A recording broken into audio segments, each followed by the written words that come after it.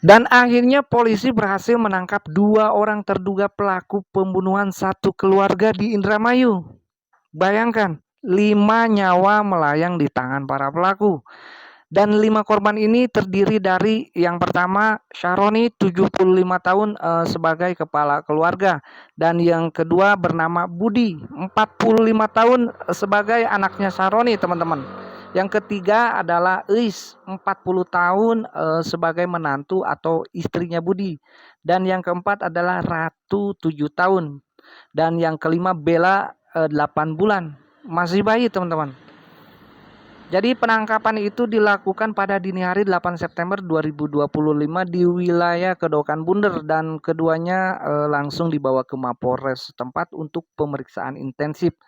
Oke, penangkapan ini merupakan hasil kerja cepat tim gabungan Polres Indramayu dan Polda Jawa Barat setelah hampir sepekan melakukan penyelidikan.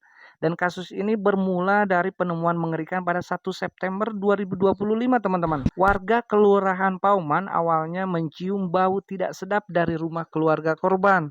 Dan saat dicek, mereka menemukan gundukan tanah di pekarangan belakang rumah Sahroni seperti itu.